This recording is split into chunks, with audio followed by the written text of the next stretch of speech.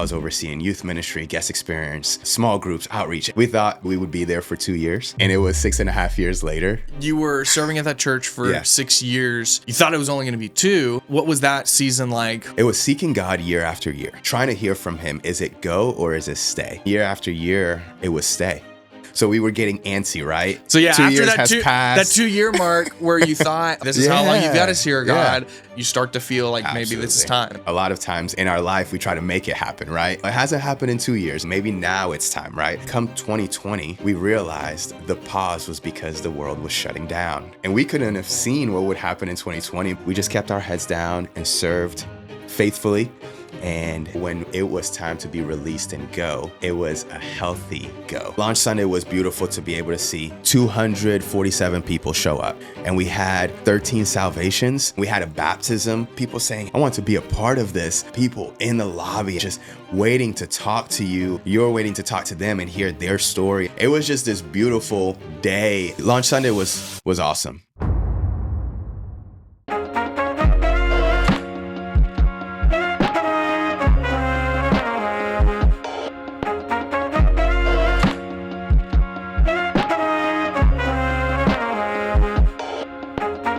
Welcome back to the ChurchCandy podcast. Today I'm sitting down with my friend, Pastor Sammy Gomes from Frey Church. Man, yes. Welcome to Texas. Come on, Texas, for the very first time, by the way. This is your first time to Texas? First time in Texas. Man, I'm so glad that I was able to introduce you to this great state. Come on. Sorry about your flight delays and the rain. All good. But you made it here. Made it here. It took, meeting Brady to come to Texas. Couldn't be any better. And so appreciate you. Appreciate everything. Being here.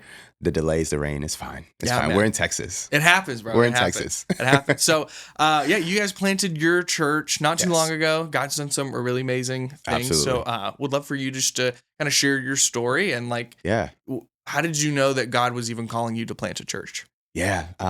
Man, what a big question, by the way. But I would say knowing that God was calling me to start a church was probably around 15 years old, to be completely honest. Heavily involved in the church, had an incredible youth pastor that pulled a lot out of me, but also spoke over me. And then just gave me opportunities, right? Over and over again to lead. And for me, I was like, okay, you really believe in me that much? You're taking a 15-year-old to lead 18-year-olds in small groups at youth ministry. Okay, I'll do that. I'll trust you. And I remember he used to ask this question to the youth, and especially the first timers that would come to the youth ministry. He would say, hey, if you had $1 million, what would you do? That was always his question.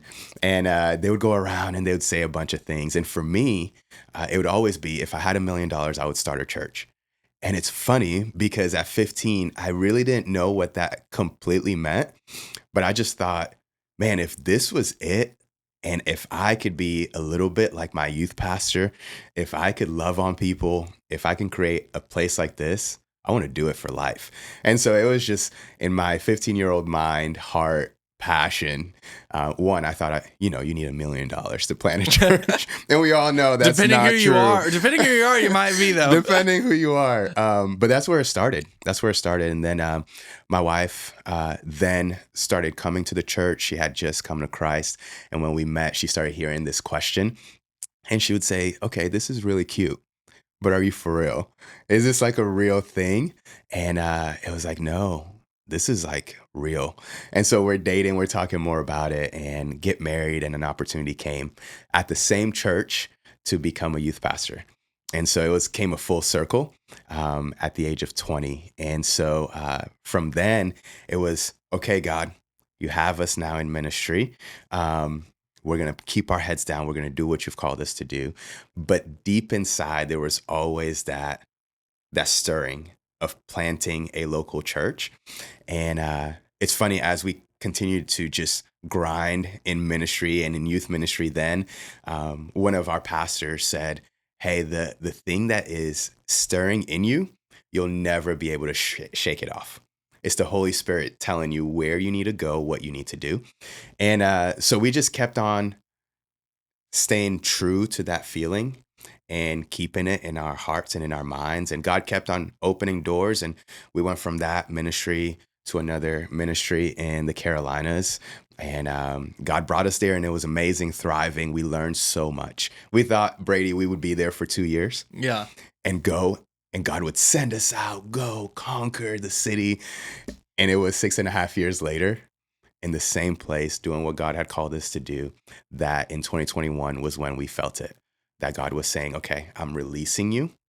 And the thing I placed in your heart when you were 15, now that you're 31, I'm telling you, it's time to go.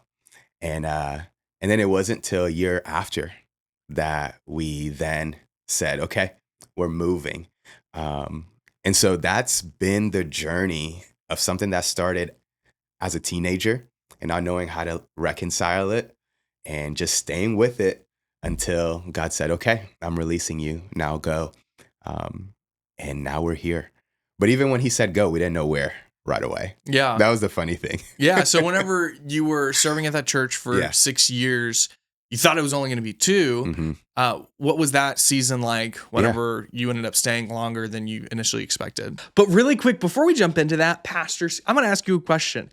Can your church handle more new guests? If that answer is yes, then I want to tell you about ChurchCandy. See, at ChurchCandy, we help churches get more new guests on Sundays by running their Facebook and Instagram ads, inviting their city to church. We are on a mission to connect 1 million people to a local church, and so far, we have already connected over 250,000 people to churches all across the country, and we would love to send people to your church as well. Imagine all the people that drive by your church every single day that want to grow in their relationship with the Lord, that want to be plugged into a life-giving church community, but they have no idea that your church exists. We want to get them connected to your ministry. So go to churchcandy.com or hit the link below in the description. I'll also pin it in the very first comment so you can schedule a call with the ChurchCandy team, learn more, and see if we would be a good fit to work together. Now, back to the podcast. Absolutely. It was seeking God year after year. It was trying to hear from him. Is it go or is it stay? One thing my wife and I were always trying to do is stay in line and in step with what God is doing instead of going ahead or staying behind.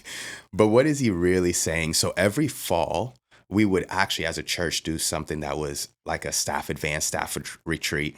And we would just together pray and say, God, if this is it, let us know. Is it a go or is it stay? And year after year, it was stay. And so for us, it's always been about obedience. And so even though we thought we could go, he said stay. There was one year in 2009, we thought it was go. We thought. We wanted to just go. We wanted to do this already. We had conversations with friends around a round table kind of like this and gave the vision, passion, all of that. And they were like, oh, we can't wait. Yeah. We're going to come with. And actually not 2009, 2019. It was the end of 2019 and I just didn't feel the confidence and peace. And I remember at a date night, Brittany, my wife, said, well, we got to let them know when are we going so that they can get their families in order, their jobs. And I said, I think we need to pause. I'm not understanding why, but I just want to stay true to what we've always said, stay in line with what God is doing. I don't comprehend it fully, but I think we need to pause. Yeah. And so was this was in 2019, not 2009, right? This was 2019. This was 2019. And so how long had you been at the church at that point? At that point, we had been since 2016. So this had been 3 years. So we were getting antsy, right? So yeah, 2 after years that has passed. 2 year mark where you thought like, all right, this is how long you've got us here, God. Now it's like, okay, now you start to feel like maybe this is time. Absolutely. Because if it's not happening, then at some point, a lot of times in our life, we try to make it happen, right? Well, it hasn't happened in 2 years. It's 3. Maybe now it's time, right? We're just going to persevere and push through. But I felt the pause. And so put on the brakes and we texted everyone, told them, hey, we're going to pause. We're going to stay here. We don't know what God has in store, but we've been here 3 years. We're going to stay until God says go. And come 2020, we realized the pause was because the world was shutting down. And if we would have gone, it wouldn't have happened how it was supposed to happen. Yeah. And we couldn't have seen what would happen in 2020, but we just said, I don't know what it is, but we're just going to pause. And I remember getting the text from our friends, whoa, I'm so glad you said pause, that we didn't just go in this season. Yeah. And also in 2020 was when we had we had Nasia, she was with us as a foster child, and we ended up officially getting her moved into our house and officially going through adoption. And we knew what she needed was stability. And so the pause was God needed to work some more things out and get our hearts and minds and everything ready for what he would have in store in the future, and that it would be healthy. But that was the season of that, like, to, but not. And so she moved in, going through that stability season. Yeah. We just kept our heads down and served faithfully. And now when it was time to be released and go, it was a healthy go. Yeah. For us, for the church, everything. So in that season, whenever you kind of hit a wall or you realize, like, all right, God, maybe now is not the time. Yeah. Do you ever feel like frustrated? Like, all right, God, like I thought it was supposed to be 2 years. Like you told me when I was 15, I was going to plant a church. When is it going to happen? Oh yeah. Very frustrated. Especially when you have friends that you see them, they're planting a church. They're bought into the vision. They're bought in. And you have your friends that want to go. And then you have pastors' friends that are planting churches. So you're seeing it all happen, right? You get this push from the inner circle, and then you get this pressure from the outer circle, and you're in the middle, just hitting the wall. And in that season, we just had to say, we can't look to the left, we can't look to the right. We have to keep our heads down because this is where he has us. And if we go too early, we're going to miss doing it well. Dude, that's so good. We're going to miss doing it well. Dude, so I don't know if I've ever shared this story publicly, like on our podcast. Yeah. But that same thing happened to me when I started ChurchCandy. So I was in Bible college. I felt the Lord call me to student ministry. Okay. And at the time, my dad had started a company called ChurchCandy. And ChurchCandy helped chiropractors use Facebook and Instagram ads to get new patients. My dad, he used to work for a chiropractor, so that's how he would kind of head it in that industry. Great. And I was his very first hire when I was like 19 or 18 or 19, again, Bible college. Go for it. And so my mindset was, all right, God, this is awesome. I'm going to work in my dad's company and then go be a youth pastor. Yeah. That way I don't have to like depend on a church for like a paycheck. Yep. And I had a lot of flexibility in my day job. And so one day I was in Bible school. I was in this class and the teacher came and said, hey guys, today, instead of like going over what I was going to teach, I just felt the Lord say, we need to spend some time in prayer for what he has for you after you graduate, when you're done. Wow. I'm on my second year. I had 1 year left in the program, and I kind of like shoved it off like, God, I already know what you got for me. Like, I'm going to go be a youth pastor, work in my dad's company, and keep rocking and rolling. And then I immediately like got convicted by the Holy Spirit. Like, hey, don't exclude yourself. Don't think that your plans are higher than mine. And so I was like, all right, God, you're right. So spent some time in prayer in that class. And in that class, I felt the Lord say, like, everything that we had been doing for these chiropractors, helping them with social media. So good. The local church needs that. Come on. And that was the day I went back to, this is my public announcement. I was like a ring by spring Bible college marriage. I married my high school sweetheart after one semester. Or I proposed after one semester. So we were married at 19. So why wait, right? Yeah, right. So I went to the married dorms to tell my wife of 3 months at the time, like, hey, I know I know I was supposed to like do 3 years of Bible college. I think I should go ahead and essentially drop out, like, and pursue this dream that God gave me. Yeah. She was super supportive, and she hates that I use the term drop out because it was like the spring. So I just graduated with their like 2-year program, but I dropped out of the 3-year program. The story's more impactful if I say I dropped out of Bible college to pursue this dream. It is. That was like 2018. Wow. And so I'm hustling. You can go on Facebook and scroll. Please no one do this. You can scroll and find some like videos, really cringe, of me like hustling back in like 2018, 2019, trying to teach churches how to use social media and do all this stuff. Yeah. Didn't get any traction. Mm. And I wasn't able to help any churches other than just the church that I was going to. Gotcha. And I was like, God, like, you called me to this. What's going on? Yep. And 2019 comes. I'm on staff at a church plant as a youth pastor and doing the social media stuff. Yeah. Well, the world shuts down 2020. There you go. And bro, could you imagine if like I would have gotten a lot of traction with it? Yes. And I would have had all these churches signed up, and I would have quit my job with my dad's company and just done this full time. Yeah. Dude, ChurchCandy would be the very first line item that these churches are calling up during the pandemic, 100%. saying like, "Hey, we got to pause. Like, we're not having services. We can't meet." That's right. Because that's literally what we do. Is like we help churches turn those online views to butts and pews. Exactly. No one could have butts and pews, but we can't gather. Yeah. So it just our stories like your story really resonates with me because it's like you feel like God's calling you to this. Yes. And then in that time, you don't know like the big picture of what God has for your plans, specifically with your family and your daughter, as well as, just like the state of the world. Yeah. Because I know so many people that planted in that 2020, 2021 season. Absolutely. And those churches have shut down. Yes. Now there's a lot that are thriving and God's doing amazing things. Great. Yes. But there will be people that had hired ChurchCandy and then they canceled. And then I see like now the pastor's selling insurance or whatever. Yes. And they shut the church down. Yeah. And it breaks my heart, but it doesn't mean that their church like didn't do any good or whatever. But exactly. Your story just resonated so much with me. That's so cool, man. So, whenever you got that answer, like, okay, like now it's time. Now God says to go. What did those early days look like building that launch team? Yes. And why Athens? Yeah. So we got Now Go in 2021 in the fall. And it still took an entire year before we actually went. Right. And so we still had 2022 at the ministry where we were doing both.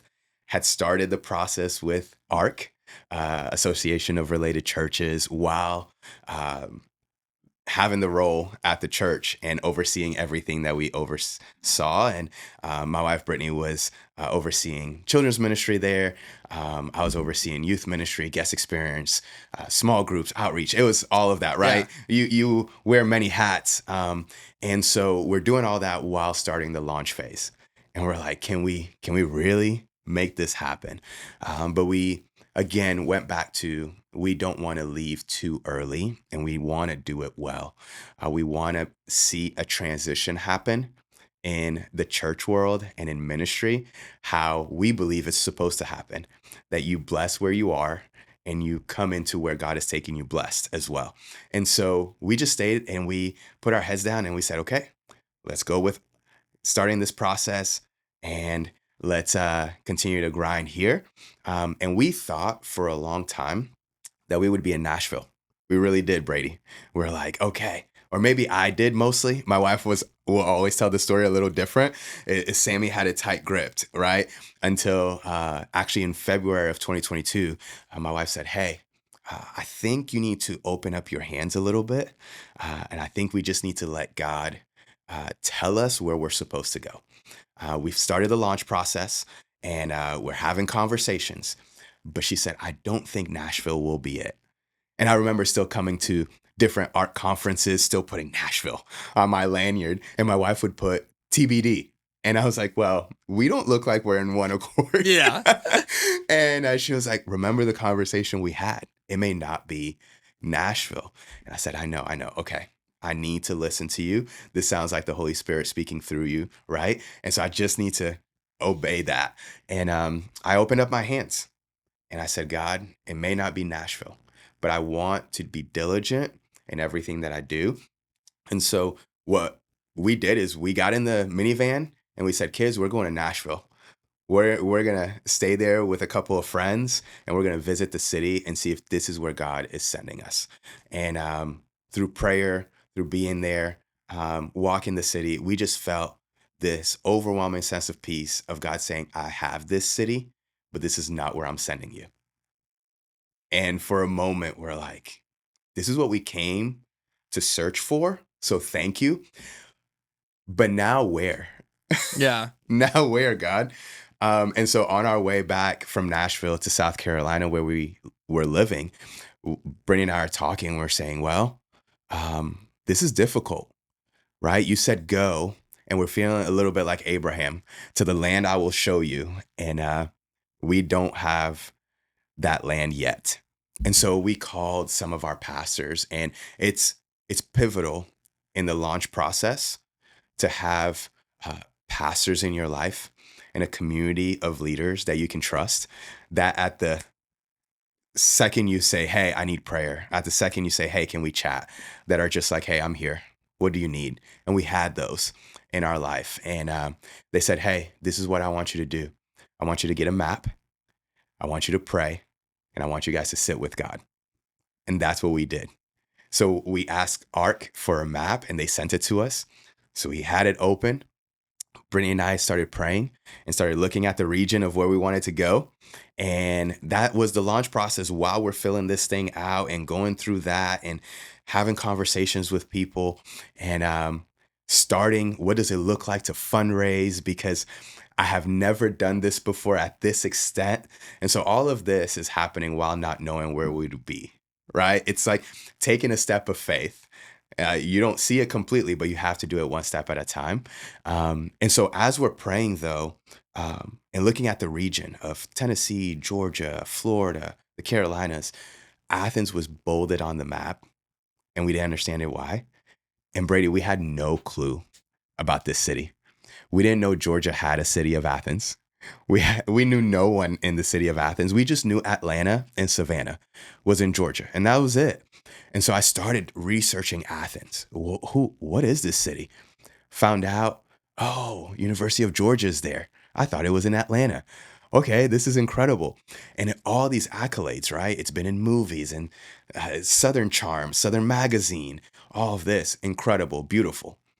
But then I started digging deeper and searching the brokenness of the city. And that's where God broke our hearts for the city. Oh, wow. Okay. The homelessness situation, the poverty rate, that's 32.4%. And that is top 5 in the country from a city as small as Athens. And the divorce rate and the food insecurity, 1 in every 6 kids go through food insecurity. And so Wow. it just started wrecking us. And so we said, well, this is too evident and God is doing something.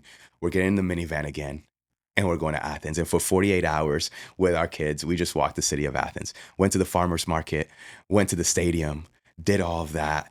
And that was in June of 2022, 2 weeks after we went to Nashville.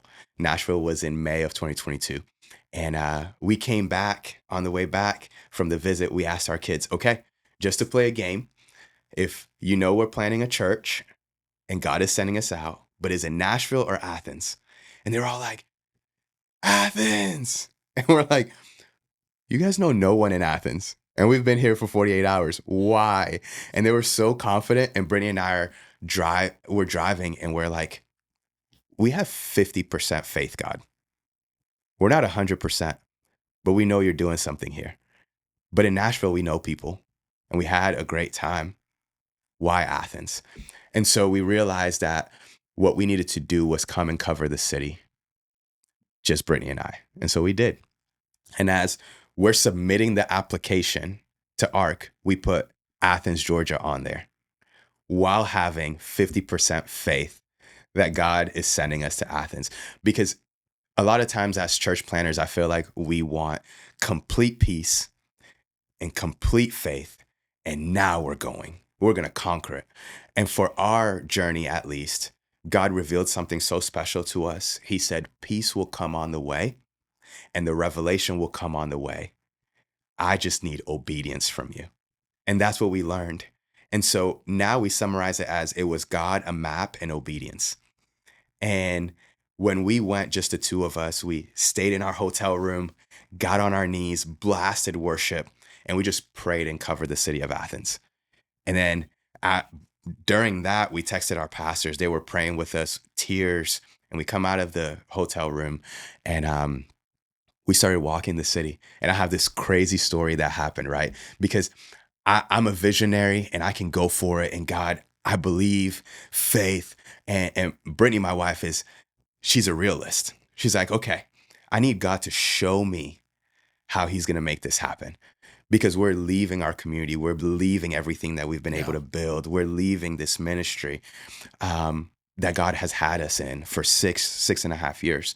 And we were at a coffee shop where we love coffee, and they did coffee and donuts. And so we ordered just basic coffee drinks, and we ordered a couple donuts. The donuts came before the coffee, and it took 15 minutes to get our coffee drink. And it wasn't like there was a line or anything like that. So we're getting a little frustrated. What's going on? We're not getting our coffee. The coffee comes out, and we grab our cups, and we're walking out of this coffee shop downtown Athens. And as we're walking out, this couple literally walks in front of us on the sidewalk. And I see the husband's shirt, and it says, "Planting churches everywhere." No joke. Planting churches everywhere. And I said, "Wait, what?" And I told my wife, and she said, no, I got to know for real. So she yells out to this guy, and she says, "Hey, what is on your shirt?" And he says, "Planting churches everywhere. I'm from the Send Network, and I love meeting pastors that are planting churches and pray over them and resource them and ask them what's in their hearts." And we're like, "Are you serious right now? This is happening?" And we're having a conversation downtown Athens with him, and he's just speaking over us. And he said, "My wife and I, we're here because we're on a baby moon, and we came to school here at UGA. We love this city. We come here on vacation, even though we live in Atlanta now." And he says, "I help pastors." And so he's pouring out over us that this is the city that needs a church like Frey. He's like, "After I heard your vision mission, we would have loved that as college students to have a church like Frey Church to have for 4 years while we're in school." While my wife is having a conversation with his wife, and she's pregnant, and she says, "Hey, I'm having twins, and we have 3 kids right now, so we're going to have 5. And my wife is like, "No way, we have 5 kids." And for her, it was this overwhelming sense of God saying, "I have you exactly where you need to be. And I had to get your attention in a way you never thought I could, but I had to get people that you would rub shoulders with to tell you why you need to be here. Because I can tell you, but I can also use people to tell you." And so from then, it was just incredible things that happened within those 48 hours with Brittany and I. I mean, going back to farmers market and people recognizing us and not knowing we were thinking about moving, but saying, "Hey, have you guys bought a home? I thought you guys were moving." And they remembered us by name. And so there were things that happened in that process that on the drive back, we just knew with tears in our eyes, knowing that God, no matter what, if we come for the one, that's enough. But we just want to be obedient to the call and obedient to where you're calling us. And so that's why Athens, we just couldn't do it any other way. We knew God was calling us there, and we just had to be obedient. Man, that's crazy. Like the fact, like all those little things in alignment. Because my wife's the same way. Yeah. Like I'll have these crazy, visionary, like cast this vision, believe in faith. Yeah. But then she's like, "Okay, I'm gonna need God to like give me a sign or something." Yeah. And we've had things like that happen in our life too. And so that's so cool to hear, man. So cool. So what advice would you give to the youth pastor or associate pastor out there that feels like God's calling them to plant a church? Absolutely. But they're currently serving at another church right now? That's great. I would say serve the same way that you would want to lead when you're planting a church, right? Serve with confidence, serve with passion, serve with vision, serve with authority, and serve with everything that God has given you. So use all of that. Don't save it until you plant the local church, but serve as if you are planting a local church, because those seasons will come full circle when now you're the ones leading. And so when I say serving too, is serve all around. Serve your leader as you have a vision of how you would want others to serve you as a lead pastor and a senior pastor. And serve your peers the same way that you would want your staff one day to serve each other and serve the volunteers, the leaders, the community group leaders, all of those. Serve them in a way that you're going to pour into your leaders, that you would want them to serve them and your leaders to serve others in your church. And so I would just say serve in a way that is in season and out of season. That you don't have to wait till then to do it this way, but you can do it now. Yeah. And that's something that we were so blessed in doing, because how we saw that come full circle is the way we did it where we had opportunities to learn so much that even now, when we're in situations, we know we can push through because of the past season and how we were able to push through, and the opportunities we got, and the weight we were carrying, and the pressure we felt. Now, the weight is like no other. You won't feel the weight of a senior pastor until you are a senior pastor. The mantle is like no other. But in the controllables and how you serve, in your spirit, the spirit that you carry, that you can control, that you can do it with all of your heart, right? Do it with all of your heart. Trust in the Lord your God with all of your heart. Do it as if, do not be afraid. Be strong and courageous. Do it right now in season as you're serving. Everything that you do now, God will use and bring it full circle when you are planting the local church. And so just stay diligent and don't rush the process. Don't rush the process.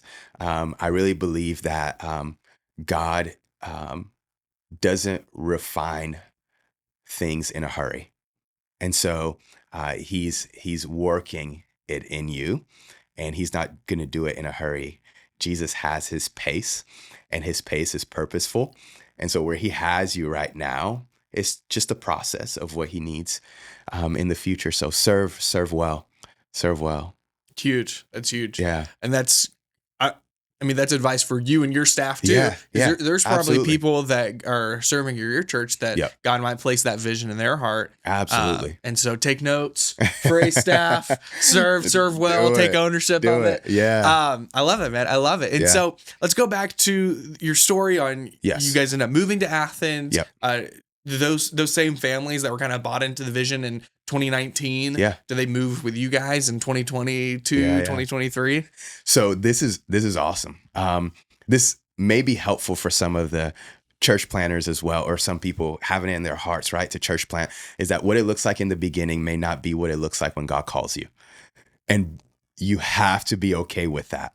So around the round table, the people we had saying we're going, they were in different seasons of life at 2021 than they were in 2019.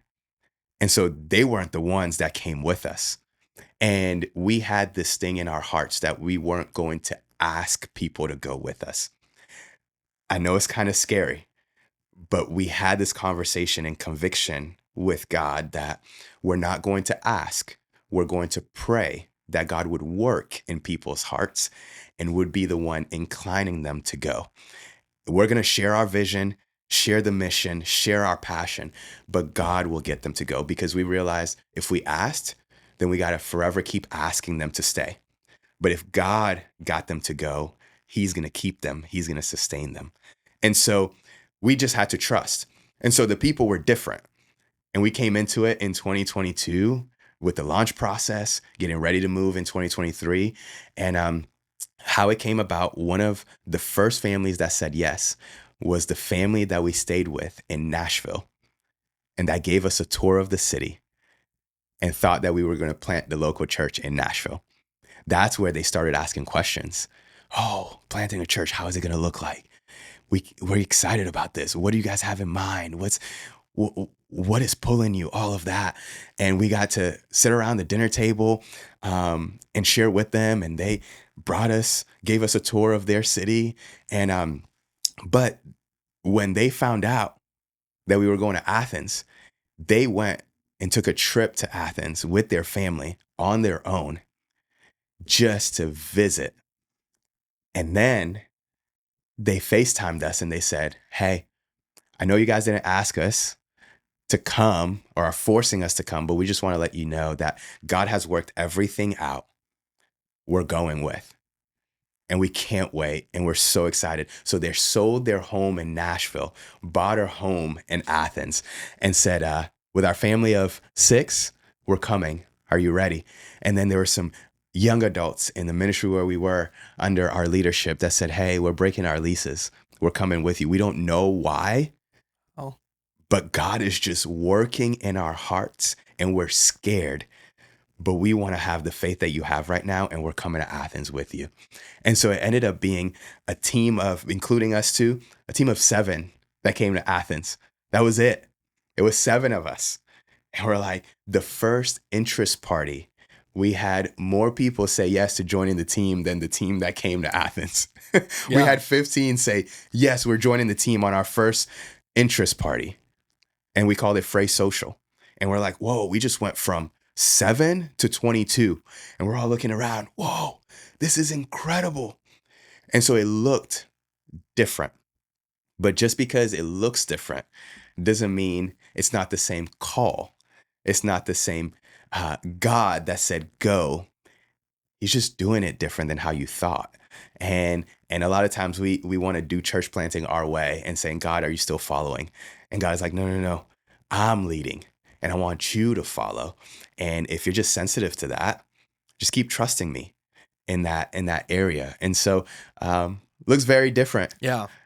But we're so glad it does. Yeah. So in that season, did you like invite people like, hey, if God put it on your heart to move, you're like, we would love you to, like, that would be awesome, but pray about it? Or was it just like, I'm not even going to bring it up? Yeah. Because for us, it was my wife's youth pastor who ended up officiating our wedding. He had posted on Facebook like, hey, we're planting a new life-giving church in the Woodlands, Texas. Yeah. There's different ways you can support. Number 1, give. We got to raise all this money. Number 2, pray about maybe God's calling you to move and be a part. And then number 3 is just like pray for favor, pray for God to open doors. He'd posted that on Facebook. I didn't want to move back down here at all. I was living in Dallas, Texas. Gotcha. This is maybe like an hour and a half from my hometown. Like I'm from like East Texas area. Okay. And it was a little too close to home for my likings. Gotcha. It's like I told my wife, I was like, I don't know, I don't want to move to Houston area. But he had posted on Facebook like, hey, just pray about it. And so we reach out to him, we start praying about it, and we come and visit. And God opens the door, like, hey, like gives us confirmation. All right, we're gonna move here and help them plant this church. So did you invite? Like, how do you get people to move their families across the country to be a part of a church plant? That, first of all, is mind blowing. And we were blown away every time someone would say we're coming. We're like, they're crazy. But I guess we are too. And we're doing this God thing. And this is wild. But yes, we would say, hey, pray about, is God calling you to move to the city of Athens? Yeah. Just pray about it. We're not going to ask you or force you, but pray. And that's what we just kept seeing come time after time, is they would say, well, after praying, I can't get it out of my heart. After conversations and praying about it, we just know this is what we're supposed to be doing. And so it wasn't, hey, you need to come with us and just trust. It's going to be amazing. It wasn't like that. It was, hey, would you be willing to pray? Any of you. Yeah. And I just trust that God will stir in your hearts. And the family from Nashville, so at 15 years old, where God just continued to put this passion in my heart, is because I went to an inner city missions trip, and it was in Nashville, Tennessee. And in that city was where I saw the melting pot. People need Jesus. And I just want to plant a local church that will meet people like this, that will create a space where people can encounter him in a fresh way. And it was in the inner cities of Nashville. And so that's why I had it tight gripped for a long time, since 15 years old, that Nashville is the place. Remember, I told you revelation comes on the way. When we were on FaceTime with this family, my wife said something so powerful, and we all started bawling on this FaceTime. she said, now I realize why God put Nashville in Sammy's heart at the age of 15, because it was never for a city, but it was for a family that he would call to plant a local church in the city of Athens. And how incredible is that God would put things in your heart 7 years before everything would start taking place, right? Or 10 years before everything would start taking place, for you to know, oh, that's why.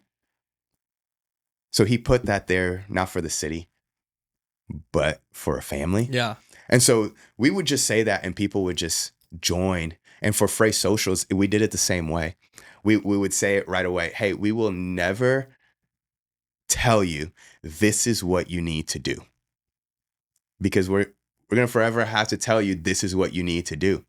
But we pray that God would move in your heart. And if this is where you need to be, then God will show you. And then we would provide the opportunity to join the launch team. That was the scariest thing to do. Yeah. Because we're about to launch this with barely anybody. But man, to see the fruit in when you trust, and if it's a faithful step, know that fruit will come. God has called you to plant his church, not your church.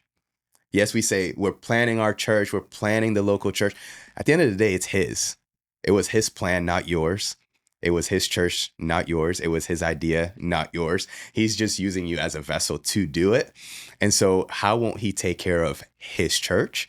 And so as we realized that, we went from being scared to launching day one with 82 servant leaders, is what we call our volunteer body, 82 servant leaders on the roster, when we thought we just moved here and it was 7 of us.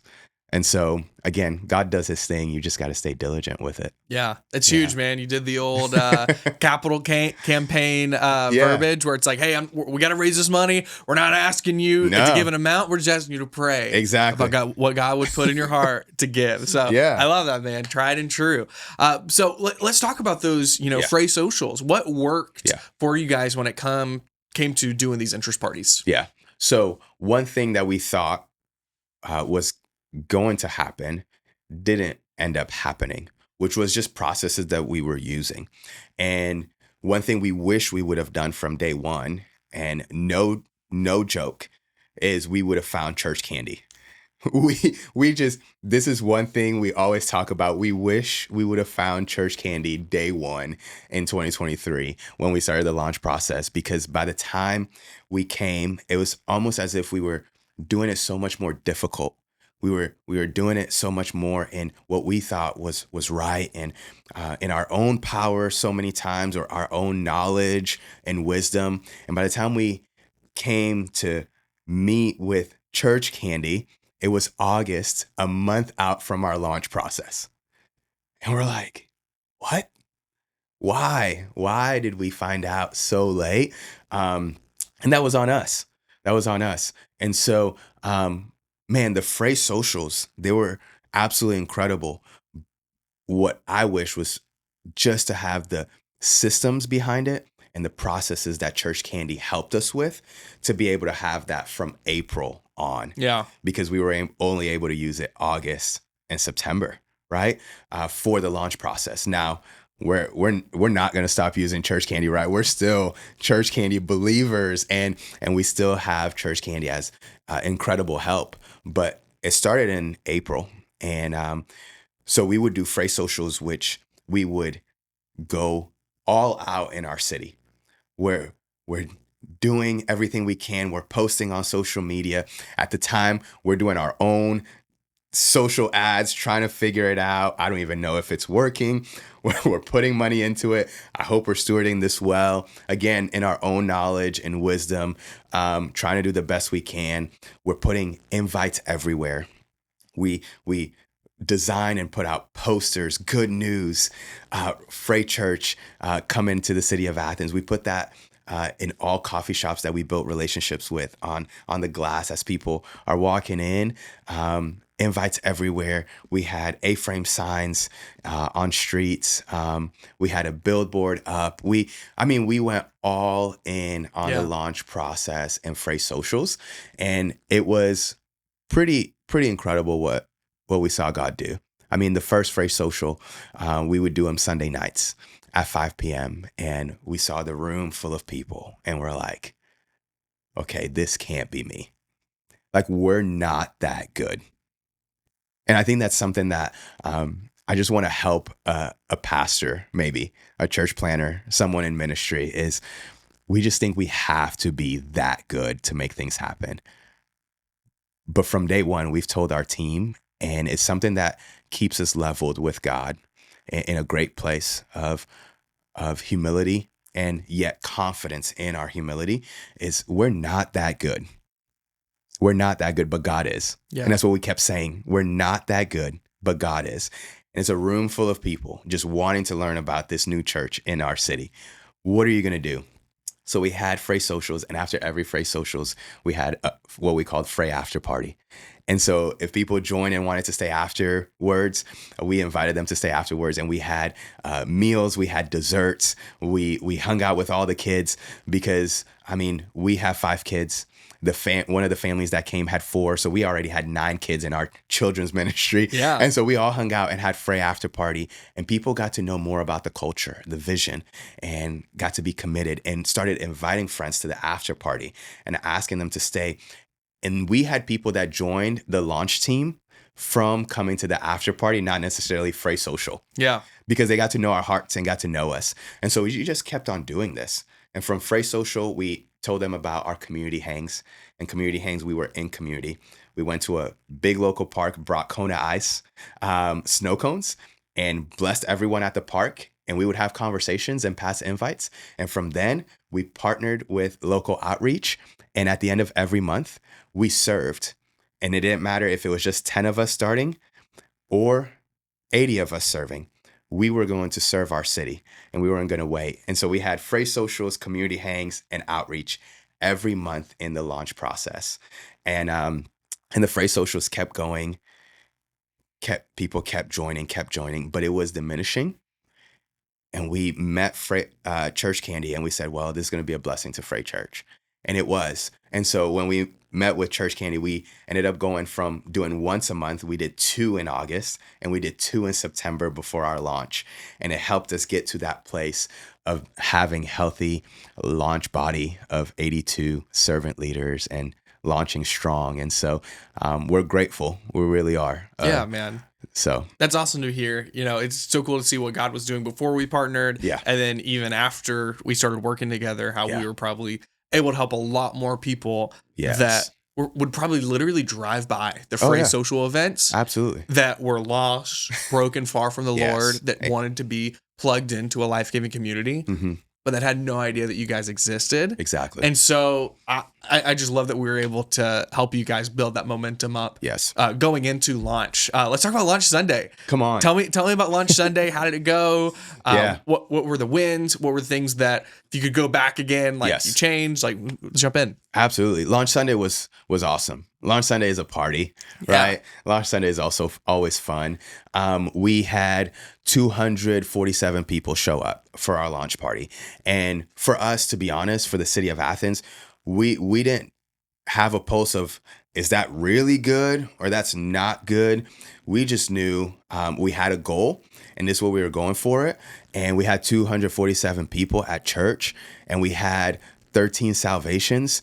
And for us, we're like, whoa, we're doing this thing. Yeah. This is awesome. And we had a baptism on our very first Sunday, on Launch Sunday. And so we're celebrating life change already, and transformation. And we're just in it. And we're like, God, we just see you moving. And that was Launch Sunday. It was people coming in and people enjoying it. People saying, hey, turning in their connection card saying, I want to be a part of this. And people in the lobby and just waiting to talk to you, and you're waiting to talk to them and hear their story. And so it was just this beautiful day of, whoa, it's happening. And for me as a pastor, I'm like, okay, this is awesome. But I'm already thinking about, okay, the second Sunday, That's the real Sunday. But launch Sunday was beautiful to be able to see 247 kids running around, a family, the dad that got baptized, to see the mom and their little one um, praying over the dad, and to be able to share his story, and to be able to see 13 hands go up and people celebrating and in tears, and just knowing that the one question we have with our connection team, which is our team that connects with our first timers and people who need next steps, is we give them the question that I love to ask is, how did you hear about Frey? And just to hear from launch Sunday, and we still hear it now, of saying, man, we just saw what God was doing through social media. That's how we heard about Frey Church. That is an overwhelming answer, that we started seeing how God can move through the platform of social media. And wow, we heard from social media. Wow, we've heard, and it just started happening. And those were the same people that were saying, I want to serve now. Hey, I want to be a part of Frey. And as much as people were inviting their friends, people were seeing it through social media. And the launch Sunday was just a culmination of that. And it was just then a ripple effect after that. And so, yeah, man, launch Sunday was a party, man. But what I wish I would have known was just that moment is so fleeting. It will come and it will go really fast, because you will then get to a point where, no, this is not just launch Sunday every Sunday. This needs to continue, and Sunday comes every week. Sunday comes every week, either you like it or not. And that was one of the things I wish I would have done better for me as a pastor, is understand that in 8 weeks after launch, if I knew I was going to feel that way, of, hey, there's some things that I'm just not breaking through. There's some things that look really hard right now. I am starting to doubt some things in my own leadership. Like, okay, I know we launched this big, and I know we had this many servant leaders, but some have left and some new ones have come. And am I okay with that? And so I think the loss for me personally was just, I wish I would have managed my mindset and my emotions better as a pastor, to be where we needed to be 8 weeks after. And to understand that every city looks different. We had come from South Carolina and saw something completely different. We had pastors that launched when we launched, but they were in completely different cities. And we were in a college town where we had never been before, and understood that, okay, so the college football season, Saturdays are sacred. And Saturdays are like their Sundays. And Sunday is, okay, I'll come after the football game, right?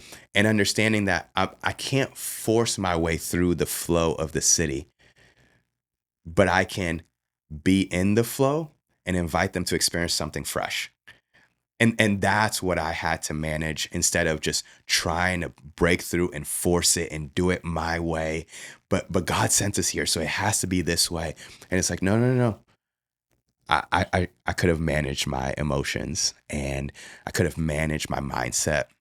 And so it took that to get to a point where we're like, okay, no, this is the city, and we're going to bless it, and we're going to share the good news, and we're going to be in the flow of it, and we're going to invite people to what God wants to do. Yeah. It's so good, man. So you always hear the stats of, okay, you're going to launch with this number, half are going to show up the next week. Expect, a 30 to 50% drop off on your launch team. Like, expect a lot of them to leave. Yeah.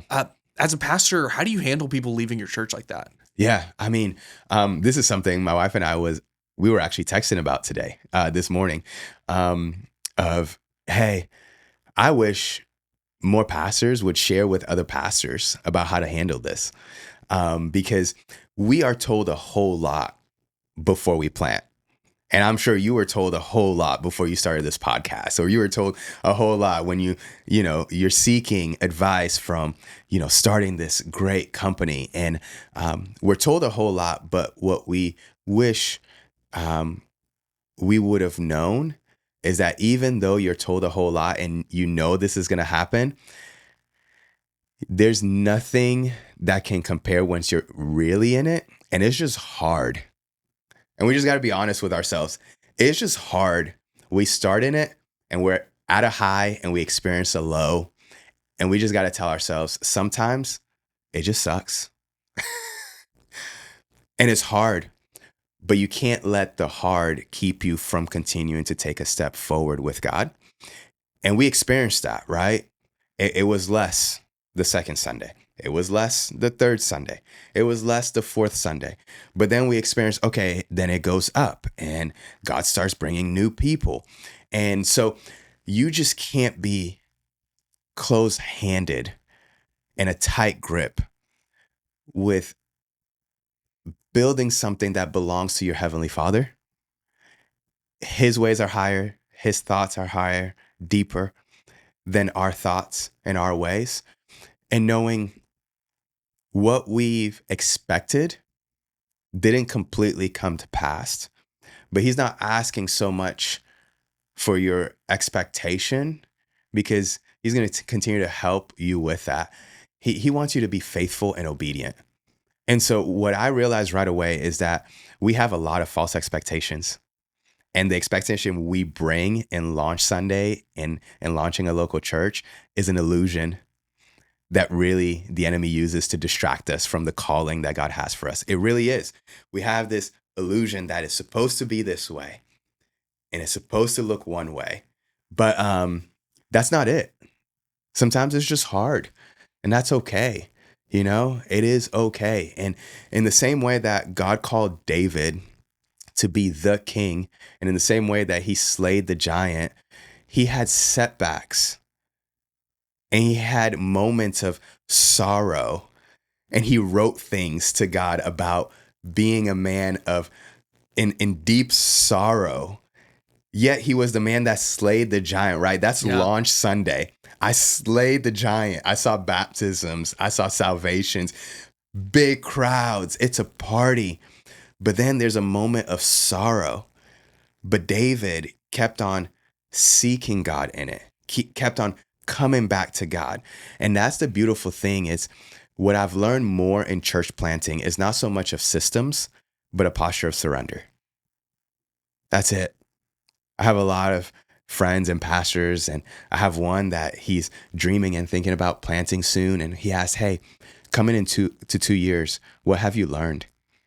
And I said, I don't know if you want to hear this, but I've learned that my posture of surrender is bigger than anything else I can do as a church planner and as a pastor.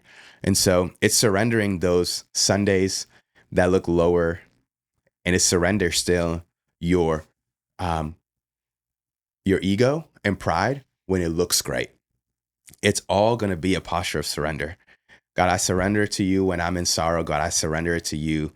Any pride that's within me, any ego or anything that I'm doing in my way. It's just, God, I surrender and I trust that you would do what you can do. Well, you've called me to do what only I can. And so just because you're surrendering doesn't mean you're stuck in the same place and you don't do anything.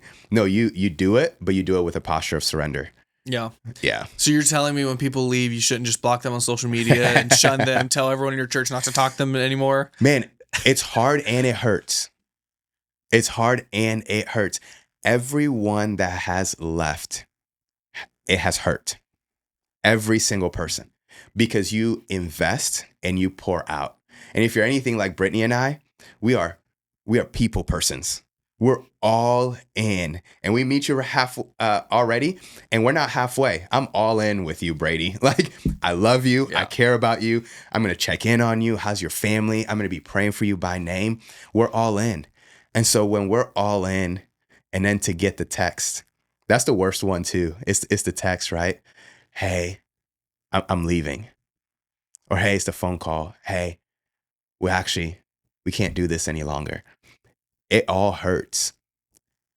the thing is the hurt, is it staying within you, or are you surrendering it to God to experience the healing within that?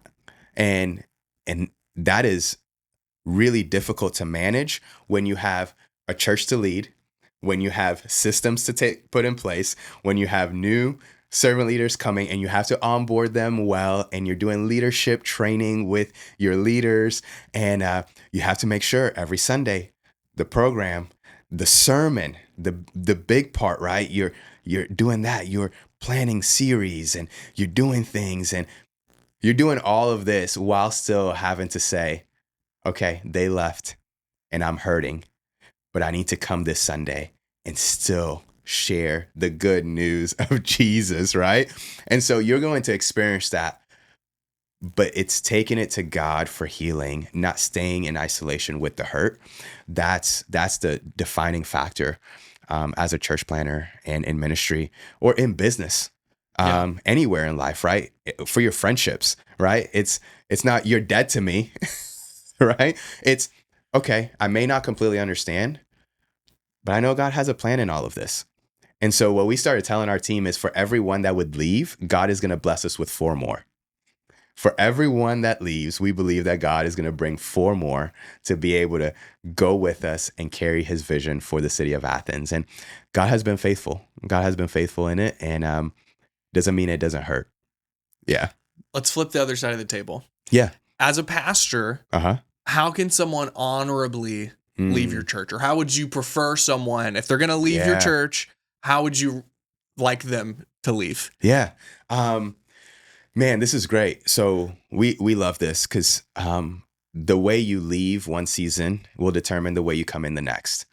And so we've always wanted to do that ourselves. The way we left the ministry to come into church planting had a lot to do with that. The way we leave one season will determine the way we step into the next. And so we actually had one that just happened not too long ago at the church. And it was one of the people that broke their lease and moved, and part of the launch team from the beginning, and came and did a lot, impacted a lot, put a lot of things in place. But God is calling them into another season, and doing it well is saying, everything I'm carrying, I am going to steward it until I'm no longer here. And I'm going to steward it to the best of my ability. And so the way I saw it done, which was really well, is, hey, I want to be in the meetings for whoever comes back in. I want to be able to give them all the documents that I've put together. I want to share all the spreadsheets. I'm going to take them out to coffee and I'm going to share with them, right? All that I've been able to do. I'm going to tell my story on how Frey has blessed me in all of this. And I'm going to continue to carry till I'm not here. And the beauty in that too is, I'm not going to gossip, or I'm not going to share before it's time to share. All right. And the way that was done so well is honoring both ways, right? Brittany and I are honoring them on the way out, and they're honoring and asking questions. How can I do this well to honor you? And that was just incredible to see that they wanted to honor us on the way out. And they were transparent, right? They were honest. They didn't wait till the last minute to say, I'm out. It's like, hey, this is coming up in the summer. And we had this conversation in January. Hey, I'm feeling this, but let's have the conversation before then. But I'm going to stay in it until I know it's my time to go. And so the way to leave well one season and to come in the next in a great way is just stewardship. It's, how do I steward one season well? To know that if you've stewarded that season well, it's the determining factor that you're going to steward the next upcoming season well as well. And so I think it's the honoring, it's valuing people, because we're all in this together, and the church is one body, right? And so when one of the body leaves, the body does hurt for a sec, right? Until it has to heal. And so just knowing that we're part of one body and doing it well is, okay, I'm leaving, but I'm leaving it well. I'm leaving it better than I found it. And I'm not doing it that in a way that will harm, but I'm doing it in a way that will bless the place that has been a blessing to me. And so I think it all goes back to stewardship. Yeah, man, I think you just went wrong. You should have just had all your guys under NDAs and non-competes. So they're I know, stuck right? with, they're with you. Hey, That's you the way to do can't it. ever leave.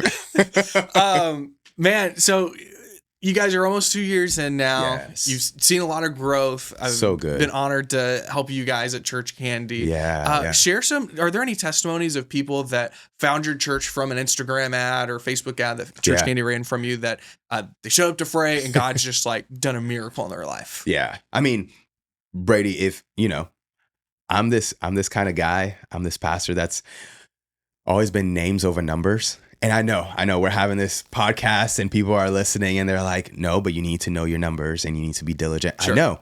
Absolutely. And we are, and we steward that well.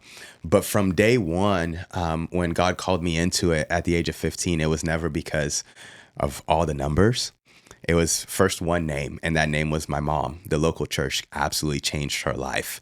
And so to see what the local church did for her as a single mom of two, I realized, by name, we can continue to do this for others. And so, man, we've had so many, and we could stay here for so long, sharing so many awesome testimonies of people that have found Frey Church through ChurchCandy, that have been baptized, that have accepted Jesus as their Lord and Savior through Frey Church, that are now serving, that are now leaders, and just leading in a great aspect. But one thing that has been kind of recent, but we've seen them just continue to take steps forward. It's just been awesome to see. It's Larissa and Chris, right? They came Easter Sunday, and we connected with them online first, right? It was planned their visit through ChurchCandy because they saw it on social media. And I got to plan your visit from Larissa. I was like, oh, this is awesome. And before I could even send a personal video, she already sent, hey, I'm coming, my husband, our kids, and I'm trying to bring my brother and his family and my mom and dad and as many family members I'm bringing with me. And we're like, okay. You don't even know us yet. Why? You don't even know us. This is wild. And so I take time right there and then, and I sent about 45 second personal video, just welcoming them in and welcoming them in by name. Hey, Larissa. Hey, Chris. We're so glad you're coming, and mentioning brother's name as well in the video. We're so glad you guys are going to be there. We can't wait to meet you, and sent it to her. And she said, we're so excited. We can't wait. Easter Sunday comes and they meet my wife at the front right away. I mean, this big family arrives and they're all excited. And the kids go into Frey Kids. The family took the whole row. And we're like, oh, this is awesome. This is really awesome. And so I got to talk to them afterwards. But meeting them afterwards and when they first came was incredible. What happened in the middle was mind-blowing for us. And so we see them taking a full row.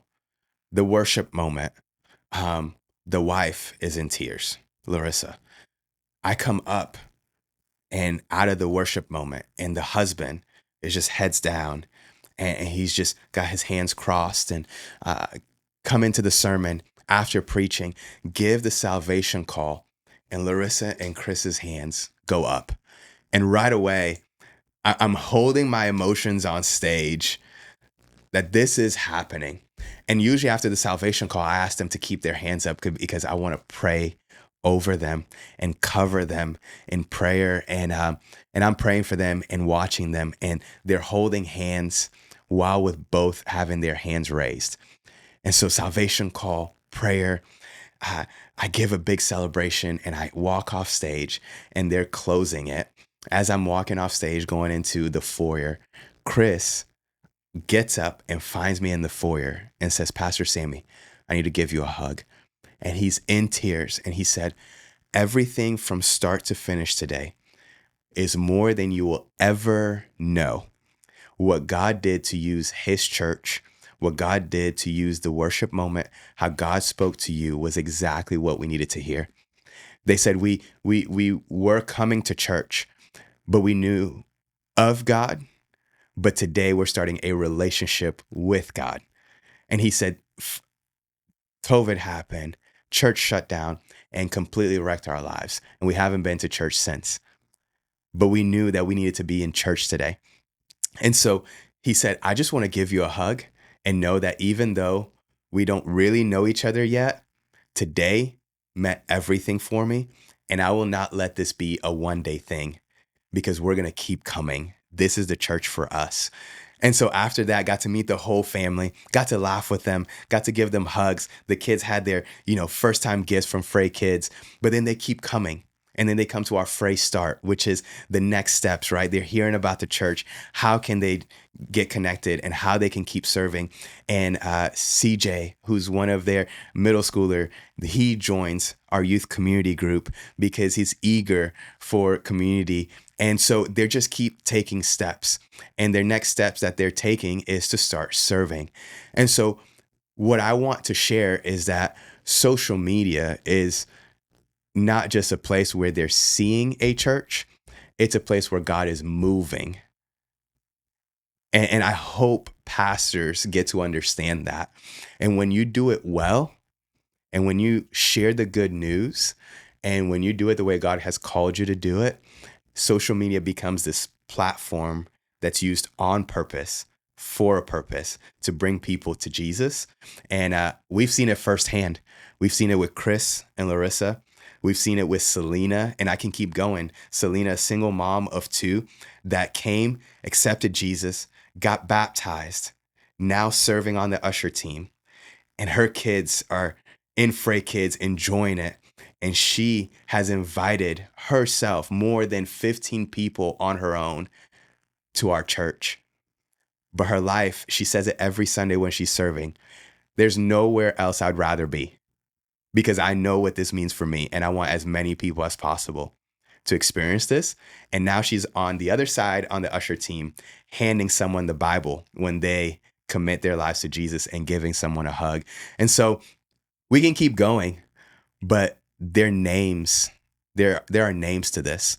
Every number, from the 247 to all the other numbers that we've experienced at Frey Church, there's names to every single one of them. Larissa, Chris, CJ, a young middle schooler, Selena, and her 2 young girls that are experiencing transformation and so much more. And so we love what God is doing through the social platform. And we're glad that we get ChurchCandy to be able to help us to have front row seat to miracles that God is doing at Frey. That's huge, man. That's huge. If you had to guess on average, how many new families are you guys typically seeing from the social media ads? I would say on average, it's 8 every Sunday. It's huge, man. Yeah. Those are 8 people that are getting plugged in, that are hearing the message of Jesus that might not have other than that. Absolutely. And I think that's crucial because I got an email yesterday that a church is going to pass for ChurchCandy for now because their board it's not something they need to do. Gotcha. So obviously you don't need to do it. No. Right? But the people in your city need you. Yeah. Right? So my heart goes out to just the country. Yeah. And we're on a mission to connect 1 million people to a local church. Yeah. And I mean, we can go back over the last almost 2 years and see how many people we've gotten connected to Frey. That's helped us on that mission. We track every single week, 2,500, 3,000 people this week through ChurchCandy. And so absolutely. We love and are honored that we get to make Jesus famous in Athens. Thank you. Frey and what you guys are doing. Thank you. Any last piece of advice to a potential church planter out there, or maybe someone in that youth pastor or associate pastor role before they step into that church planting season? Yeah, I would say the last advice is know that God has called you specifically to reach a specific people in a specific city. And so different churches reach different people, different pastors pastor different people. And so be confident in your call, not someone else's calling. of what it looks like to do church and how it looks like to church plant. Be confident that God has called you specifically and uniquely to do your purpose that he's placed inside of you. That's an incredible advice that for me, just know that the city you're called to is because you're needed there. You're not just going to put on a service, but you're going to serve the local church. And the vision that God has given you is for specific people. And so I just have this word in my heart that it's specific. It's specific. It's not going to look the same as any other church that's there. It's not going to look the same as any other church that's planted anywhere else. Because if it was going to be the same, then God wouldn't send you there. There's something that your church will bring that is unique to the people that God wants to reach, and be okay with that. That is your ministry, right? It is unique. It is specific. And so my advice is be okay with the specificity in which God is calling you to start your church. Be okay with the specific calling, and be okay that it doesn't look like anybody else. It's huge, man. So many people are like, oh, our church is called to reach everyone. Yeah. We got to reach everyone. Yeah. But I'm right there with you. You know, God's called you to reach certain specific people. That's huge, man. So Athens, Georgia, home of the Georgia Bulldogs. Georgia Bulldogs. What's it like pastoring in a college town? Yeah. It's different than anything else that at least I've experienced. In a college town, you get the vibrancy, right? You get the pride for your city, which is incredible, right? You understand that there's no place like Athens, and everyone will let you know that, especially the college students, right? This is our city. We're prideful of our city and what it has to bring. But pastoring in a college town is knowing that you may have someone only for a moment. And that's one of the most difficult processes you can walk through with someone. And so when we launched the church, our launch team had many incredible people that were college students, some that became leaders, but in just a semester's time frame, they were gone. Just a year's time frame, you had to send them out. And so they were going somewhere else. Right? You had to pray with them and send them out because they were going to Washington, D.C. or going to Atlanta or going to the Carolinas, Charlotte, everywhere else. But they needed the church for a season. And so it's very transient. We're here now, but we're gone. And so for us, we didn't expect that. And we didn't know fully what that was going to look like until a year in, having to settle in and say, okay, this is the flow of what it looks like to pastor in a college town. You're going to invest and you're going to pour in so much, but not with everyone are you investing to stay. Many you're investing and pouring out to send. And that's how we should be as a local church. We should pastor with hands wide open, saying we're giving because we're sending. And the faster we know that, the faster we'll be okay. And we had to come to that conclusion in a college town, right? And then there's the inconsistencies that you would have with ministry in other cities or in other towns. You have college football games that your Sundays are going to look different depending on the college football game that Saturday, right? And then also there's moments and seasons to it that you know that because there's college students, when Christmas is supposed to be one of your biggest attended in a college town, it's not. When Mother's Day is supposed to be one of your biggest attended in a college town, it's not. Because the college students, the young adults, they're going home. They're going to mama's church. They're going to mama's church. Or they're going back home to go to church with the family. Yeah. Christmas, they're leaving when school is out. So the month of December, It's not this build up to Christmas. It's how can we stay steady as a ministry and continue to pastor our city. And so what you would think is a high in the ministry, a college town will teach you that it's different. And you got to understand the flow. And like I mentioned, it's not forcing or going against the grain. It's knowing, how can I pastor this city best with the flow of the city? And how can I ingrain our culture and our vision and the mission of the local church, right? And break through some ideologies and traditions in a way that it's not forcing your way through, but inviting people in. And that's what we've had to do, right? We're inviting people into the culture of Frey. We're inviting people into the DNA of Frey. We're inviting people into what God wants to do for his city. We're not forcing our way in the city. And so for us, it looks like a lot like what Jesus would do when he's walking around with his disciples, right? The disciples are like, but we need to do this. We need to take over this, right? Jesus, how come you're not saying this? And it's, hey, this is what's happening in their lives right now. Yeah.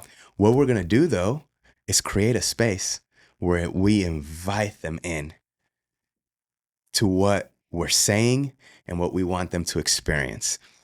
But we know that right now, this is a part of their life. But if we want them to experience a fresh encounter, we need to be inviting, not force our way through. And so the college town is fun. It's incredible. Going to the college games. And we've had the privilege of being pastors of the UGA women's basketball team. Oh, that's cool. That's absolutely amazing. Going and cheering them on and being there with them for practices, all of that. But you have to understand, the UGA women's team, they're with us right now when their season starts. Hey, pastor, we can't be here. We're so sorry. That's okay. It's the transient seasons of being in the college town that you need to build it in such a way that's inviting, not people seeing it as, no. They don't, no, they're forcing their way. And it's weird because it's not that you can't do something unique and special. It's meet people where they are. And when you meet people where they are, then God can take them where he wants to take them. And that's what we want to do. Is like Paul said, I have to be all things to all people, right? Yeah. Meet people where they are, and then God will take them where they need to go. Yeah. And that's what we've realized and learned from College Town. Yeah. Your first inclination might have been, or maybe some of your staff was, yeah. Oh, how do we get these people to stay? Yeah. How do we get them to stay? And it's like, yeah, no, like I've got a friend that has a lawn care company. Yeah. And it's like, that's a seasonal business. And he's not like, how can I get people to let me come take care of their lawn in the winter? It's like, no, that's just part of what it is. And you have to be okay with that instead of trying to solve that as a problem. Yeah. And so I love that you guys are just like, hey, how can we meet people where they are with this? Yeah. And understand that you're not building it you're not just coming to build a church for college students, right? You're coming to build the church. And just know that when you're coming to build the church, they're excited to come and be a part of the church. And so you're also teaching them, even though you know you're going to send them, how you teach them is vital because where they're going with what you've given them. So, right, you're teaching them what it looks like to be planted in a local church, even though their life may be transient, even though they may be going home and coming back, they're serving this season, they can't serve this season, but you're teaching them, what does it look like to be rooted? What does it look like to serve God? What does it look like to serve your city through outreach?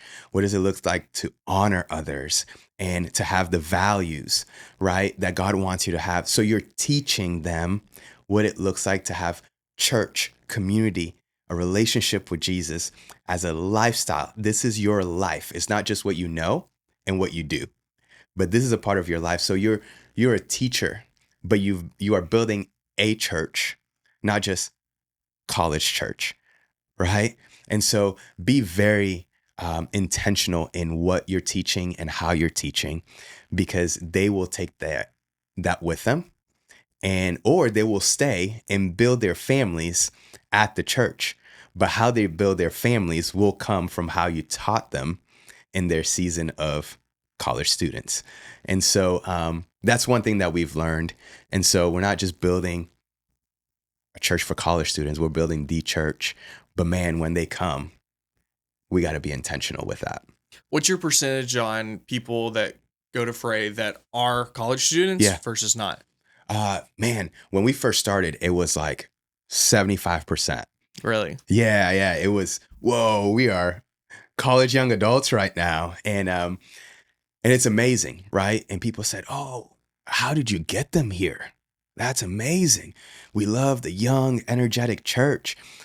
And the thing is, when you're in a college town, you're not getting them there per se. They're going to come, right? And so, again, it's how you invite them that makes the difference, and how you are personally and intentionally when they're there. But it was 75%, really. And we're like, okay, we're going to invest in them. But then how do we, because this is what we learn from our college students and young adults, we want to build relationships with those that are wiser, those that are older. We want to connect with families. We want to be in community groups with people older than us, because we want to ask questions, because we want to be where they are one day. And so what we started doing is connecting them with those wiser than them, older than them. And we start getting them to invite people in their lives that they know that were older and wiser. And now we've started to see the evolution of it too, is there more families. And so now I would say it's probably about 45% college students, and then you have a whole bunch of families. You have couple young adults, singles, stuff like that. But it's beautiful to see where it's at. But at first, it was about 75%. And so when spring break came the first year, we're like, where is our church? But this last year was really awesome to see. Okay, they've gone through spring break, and we're still here. We still have doing people church, showing up on Sunday. Yeah. But it's awesome. We love our college students. They're amazing. You need them. A young church is a church alive, and you need your college and young adults. And we love where we're at. They bring the energy. They bring the passion.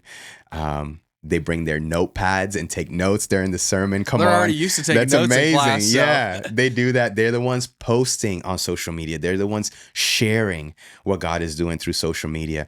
And they're the ones seeing it first through social. And when we ask them, how'd you hear about Frey? Instagram, TikTok. It's just Facebook. They hear about it first. And then they're the ones inviting more than anyone else at our church. Yeah.